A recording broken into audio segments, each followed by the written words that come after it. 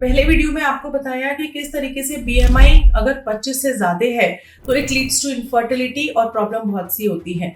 सिर्फ normal infertility के treatment में नहीं, even if we do IVF, हमें जो अंडे मिलते हैं उनकी क्वालिटी बहुत अच्छी नहीं होती और फर्टिलाइजेशन के बाद एम्ब्रियोज भी अच्छे नहीं मिलते। तो ऑल इन ऑल क्या करना है, 5 to 10% वेट लॉस करना है। यानी कि अगर आप 80 kg के हैं तो अगर 5 किलो से लेकर 8 kg तक भी आप वेट लॉस करते हैं 3 to 6 मंथ्स में, believe me results are amazing. हमारे बहुत से पेशेंट्स कुछ तो खुद से ही कंसीव कर जाते हैं।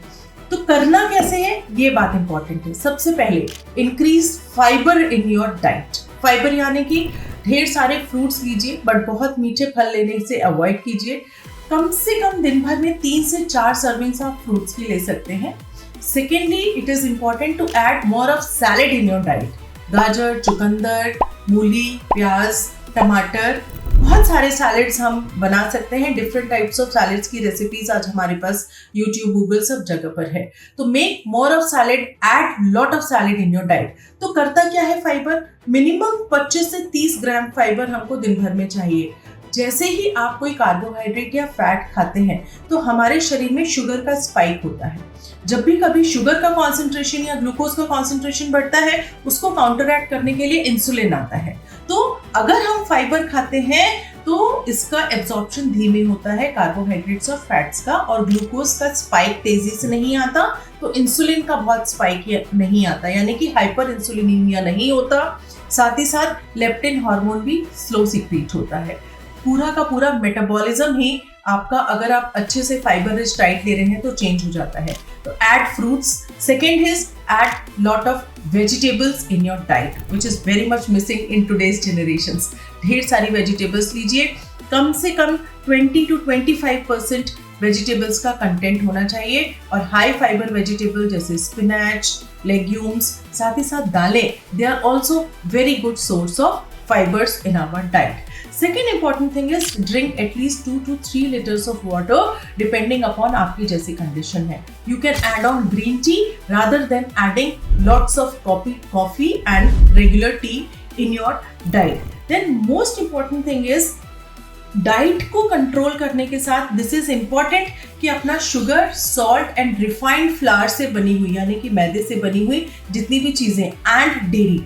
तो ऑल इन ऑल मैं सभी पेशेंट्स को समझाती हूँ, जो भी सफेद चीजें हैं, नमक, शक्कर, दूध, दही से बनी हुई बहुत ज्यादा एक्सेस चीजें मत लीजिए। 100 to 200 grams per day is more than enough. And साथ ही मैदे और मैदे से बनी चीजों को अवॉइड कीजिए।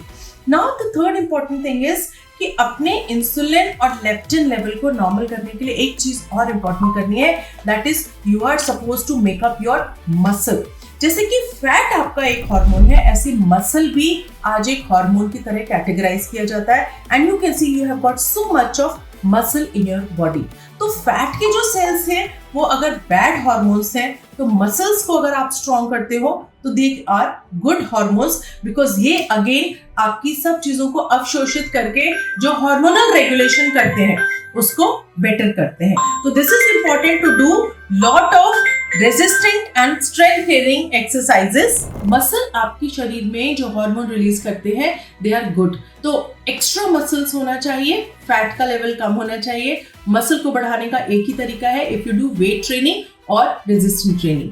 बहुत सारे रेजिस्टेंट बैंड्स आते हैं, उसके एक्सरसाइजेस हैं, डंबल्स वाले एक्सरसाइजेस हैं, बट इंपॉर्टेंट ये है कि जब भी आप एक्सरसाइजेस अगर पहली बार कर रहे हैं, better would be either go to gym, वहां जाके कीजिए, या किसी ना किसी ट्रेनर के अंडर में ये सब कार्य करें, नहीं तो कहीं ना कहीं स्प्रेन हो जाएगा और जो थोड़ी बहुत वॉक और एक्सरसाइज हो रही है उससे भी आप जाएंगे। Now another important thing is, जो हमारे यहाँ सालों से बात कही जाती है कि breakfast should be like a king. आपका 30 to 40% जो कैलोरी इनटेक है, it should be in the breakfast. Lunch should be like a queen, उससे थोड़ा सा कम आप कैलोरी इनटेक आप लंच में ले सकते हैं। And try to finish your dinner by 7-7:30 PM। So eat dinner like a pauper और a beggar.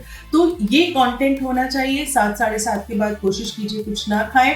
Sleep on time. Melatonin hormones is also very important. If you are doing exercise, sleep is something which is restoring everything in your body. तो sleep सिर्फ सोना नहीं है, it is again something which builds your hormones. So these are 3 important crux जिसको आप अगर अपनी daily routine में फॉलो करेंगे तो believe me within 3 to 4 months you will be able to reduce 5 से 10% तक अपना वेट।